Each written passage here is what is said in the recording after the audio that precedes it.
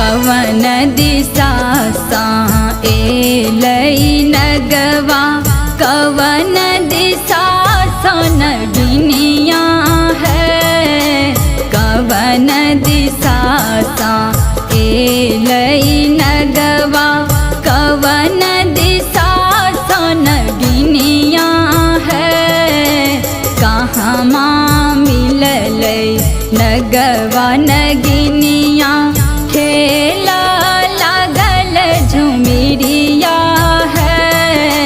कहाँ मिललै नगवा नगिनिया खेला लागल झुमिरिया है।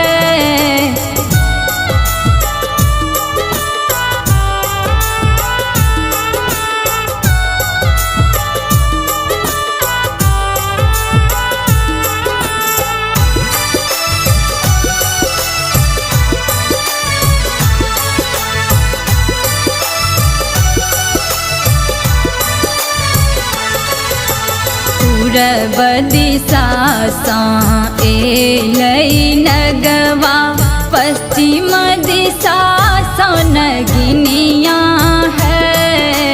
पूरब दिशा सा एलई नगवा पश्चिम दिशा सा नगिनिया है।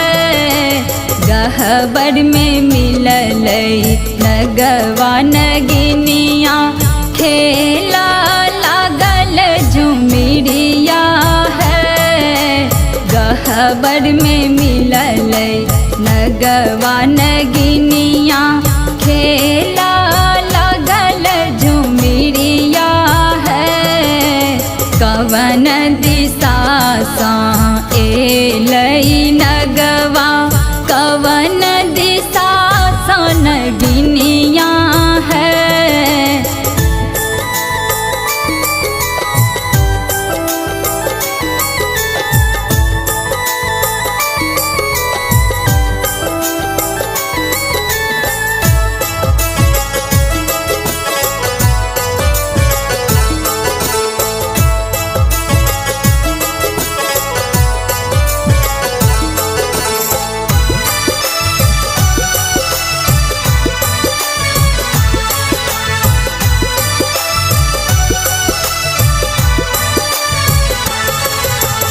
के यो खुआबै भुजी भुजी लाबा के यो पियाबै गैया दूधवा है।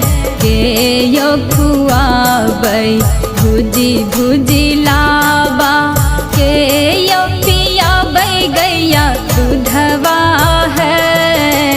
के यो बजाबै मधुर बिनमा नाचै नगवा नगिनिया है। के यो बजाबै मधुर बिनमा नाचै नगवा नगिनिया है। कवन दिशा सा एलई नगवा कवन दिशा सा नगिनिया है।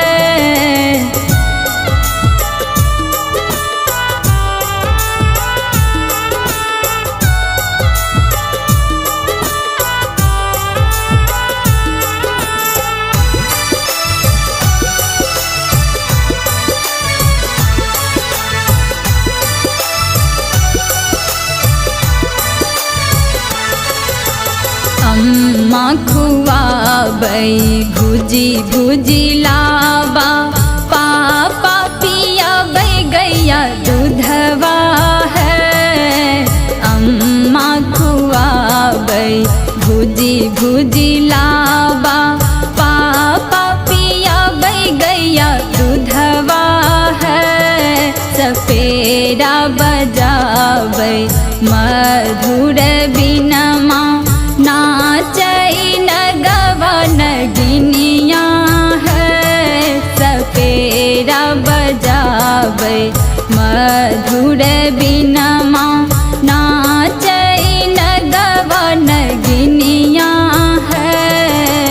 कवन दिशा सा एल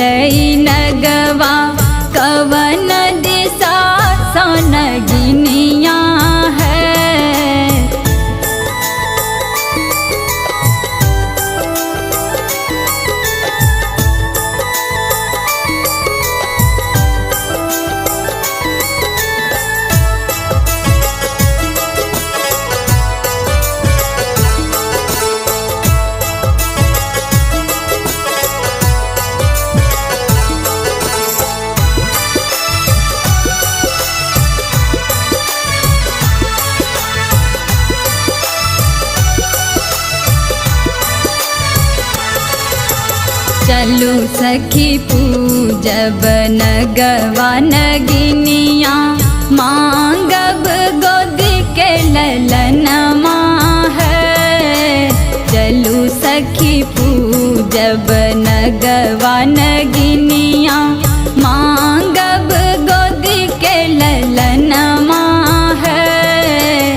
सुख समृद्धि औता दुआरिया अहिवा तक भेटत वरदनमा है।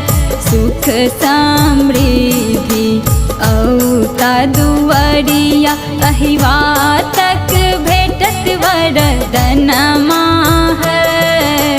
पवन दिशा